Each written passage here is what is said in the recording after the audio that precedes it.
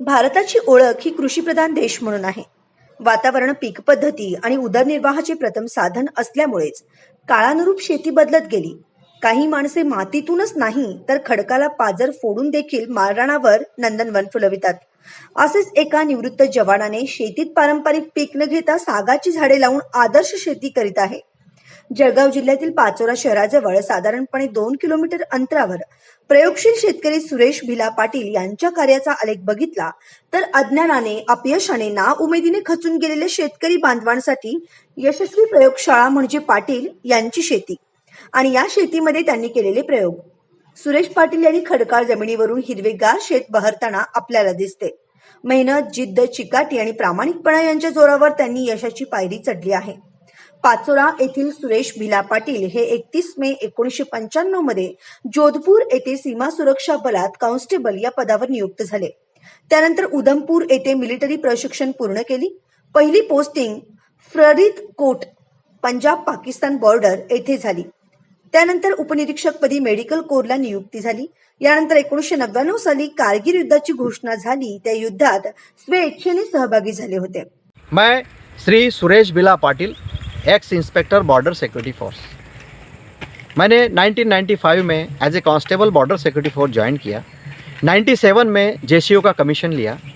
उसके बाद में मुझे मौका मिला कारगिल में काम करने का। जो कारगिल का युद्ध था वो न भूतो न भविष्यति इस तरह का था, ना कभी पहले हुआ है ना कभी होगा।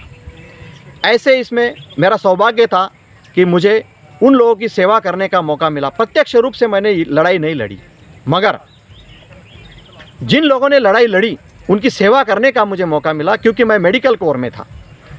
वहाँ पे जो कमांडर्स ने मुझे मेरे कार्य को सराहना की, उसके उपलक्ष्य में पावती के तौर पर महाराष्ट्र शासन ने मुझे उस मेडल के कंपेंसेशन में एक 5 एकड़ एग्रीकल्चर लैंड दिया। वो लैंड जब मुझे यहाँ पे मिला था, कलेक्टर महोदय ने आदेश दिए थे कि ये लैंड बहुत बंजर है, और सही में ये बंजर ज़मीन थी। महाराष्ट्र की ये गायरन लैंड थी और ये ऐसे स्थित जगह पे थी, यहाँ पे मिट्टी तक नहीं था, पत्थर था। दिन में इंसान क्या औरत यहाँ पे रुक नहीं सकती थी, शाम होते ही ये रोड बंद हो जाता था। आज आप सब त्यामुळे त्यांना या कामाची पावती म्हणून ऑपरेशन विजय मेडल्सने भारत सरकारद्वारा सन्मानित केले. त्यामुळे त्यांची महाराष्ट्र सरकारने दखल घेऊन त्यांना पाचोरा नगरपालिकेच्या हद्दीत काकणबर्डी येथे दिनांक 13 जानेवारी 2011 रोजी गायरन खडकाळ 5 एकर जमीन ही बक्षीस म्हणून देण्यात आली. त्यांनी त्या खडकाळ जमिनीचा कायापालट करून याच जमिनीवर आज हिरवेगार शेत बहरताना आपल्याला दिसते आहे. मी श्री सुरेश भिला पाटील, एक्स इन्स्पेक्टर BSF, आपल्याला सांगू इच्छितो की या ठिकाणी जी लँड मला कारगिल युद्धामध्ये बक्षीस म्हणून मिळाली, त्या लँडवर ती पडीत जमीन होती आणि या पडीत जमिनीचं सोनं आपण कशा पद्धतीने करू शकतो, प्रत्यक्ष को प्रमाण की ज़रूरत नहीं है। आज आप यहाँ पे प्रत्यक्ष रूप से देख सकते हैं। यहाँ पे मैंने 1200 पेड़ लगाए हैं। नवकिसान बायोटेक प्लांटेक्स लिमिटेड कंपनी से मैंने प्लांट्स लिए हैं, और ये प्लांट जो है 1 महीने में कंपनी कहती है कि 1 फुट बढ़ता है, मगर इस प्लांट को मैंने 12 महीने में 18 फीट बढ़ाया है। इसके लिए अगर आप मेहनत करोगे तो वो कभी भी बेकार नहीं जाएगी, और निसर्ग पे प्रेम करना ये मानवीय धर्म होना चाहिए। इस आधार पे मैंने ये काम किया है। इसके अलावा अन्य पेड़ मैंने यहाँ पे बहुत लगाए हैं, और मैं आपको विश्वास दिलाता हूँ कि आने वाले 3 साल के बाद में काकणबर्डी स्थित ये सर्वे नंबर 115-1 जो है, ये आपको कोकण नज़र आएगा। तौर पर ये उभरा है। यहाँ पे मैंने 5 एकड़ में डेढ़ एकड़ के आसपास मैंने टिश्यू कल्चर बर्मा साग का निर्माण पेड़ लगाए हैं। 1 साल के पेड़ यहाँ पे हुए हैं। जब ये बंजर ज़मीन थी तो सवाल ये उठता है कि साहब ये पत्थर थे, यहाँ पे हम भी देखते थे, तो ये कैसे हो गया? सिंपल सी बात है, पानी आड़वा पानी जिरवा ये महाराष्ट्र की योजना थी।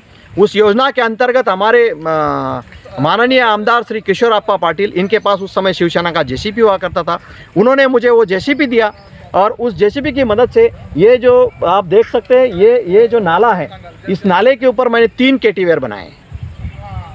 3 कैटिवेयर बनाए और वहाँ से जितना भी गाल था वो पूरा का पूरा कम से कम 1 महीना जेसीबी और ट्रैक्टर चले और ये पूरी लैंड के ऊपर मैंने वो गाल डाला।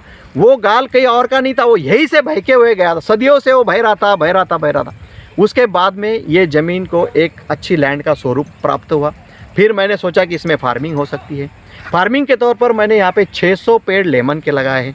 लेमन के पेड़ के अंदर ये टिश्यू कल्चर बर्मा साग लगवाया है। फ्यूचर में ये जो लैंड दिख रही है यहाँ पे वाटर पार्क बनाने का प्रपोजल है। उससे पहले कि मैंने ये पेड़ कुंपन के तौर पर लगा दिए हैं। कुंपन के लिए बहुत खर्चा आता है, लगाते हैं तो आप इसको वाल कंपाउंड के तौर पर इस्तेमाल कर सकते हैं, आपका पैसा बच जाएगा। उसके ठीक 5 फुट अंतर पे मैंने नारियल के पेड़, मोगनी के पेड़, areca palm, bottle palm, pistol palm, ये सारे के सारे ऑक्सीजन पार्क क्रिएट करते हैं। ये दिन में भी और रात में भी ऑक्सीजन छोड़ते हैं। ये यहाँ पे हमारे बुज़ुर्गों के लिए, हाँ, मतलब एक पर्यावरण को शुद्धिकरण करने का काम इस माध्यम से किया जाता है और वो काम मैंने किया है। हिम्मत मर्दा तो मदद खुदा, ये कहावत है। लोगों को लगता था कि साहब मैंने यहाँ पे एक रिसोर्ट का निर्माण किया है। जब रिसोर्ट का फाउंडेशन का काम चल रहा था तब लोग ये कहते थे कि साहब ये संभव ही नहीं है, जहाँ पे दिन में शाम को आदमी नहीं रुकता है वहाँ पे रिसोर्ट कैसे संभव है। मगर हमने ये सिद्ध कर दिया है कि एक सैनिक की सोच, नॉर्मल आदमी जहाँ पे सोचना ख़त्म कर देता है वहाँ से सैनिक सोचना शुरू करता है, और वो मैंने करके दिखाया। अगर कोई कुछ डिंगे हाँकता है तो ये बात वैसे नहीं है, हमने इसको प्रात्यक्षिक रूप से करके दिखाया है। आप प्रत्यक्ष रूप से इसको देख सकते हैं। यहाँ पे एक छोटा सा साटवन बंधारा था, उसमें मैं आज बोटिंग चला रहा हूँ। उसको थोड़ा सा सिस्टमेटिक वे में बना करके मेरे पाचोरा वासियों को एक छोटा सा टूरिज़्म मिला हुआ है। और ये सब करते हुए मैं रिटर्न की अपेक्षा नहीं करता हूँ, क्योंकि ये this is a rule of nature. श्रीमान, मैं आपको बताना चाहता हूँ कि ये जो प्लांट्स मैंने लाए हैं नवकिसान बायोटेक प्लांटेक्स लिमिटेड कंपनी की तरफ से, पर प्लांट 105 रुपीज़ इसकी कॉस्टिंग थी। और ये प्लांट्स मैंने 5 बाय 15 फीट पे लगाए हैं। इसमें मल्टीपर्पज़ मेरा उद्देश्य रखा है। मल्टीपर्पज़ इसलिए कि जो 15 फीट है उसमें मेरी कार पार्किंग की व्यवस्था होती है। यहाँ पे मेरा कार पार्किंग भी हो रहा है और जो हमको वन्य जीवों के ऊपर, कृषि के ऊपर ध्यान देना चाहिए, वो भी मेरा उद्देश्य सिद्ध होता है। इसलिए यहाँ पे मैंने ठिबक किया हुआ है। आप देख सकते हैं कि यहाँ पे ठिबक किया हुआ है। 1300 पेड़ मैंने लगाए हैं। जो आर्थिक दृष्टया सक्षम होने का काम है, अगर किसान को आर्थिक दृष्टया सक्षम होना है, मोदी साहब कहते हैं कि किसान को मल्टी व्यवस्था में जाना चाहिए। किसान को सिर्फ और सिर्फ फसल के ऊपर डिपेंड नहीं रहना चाहिए।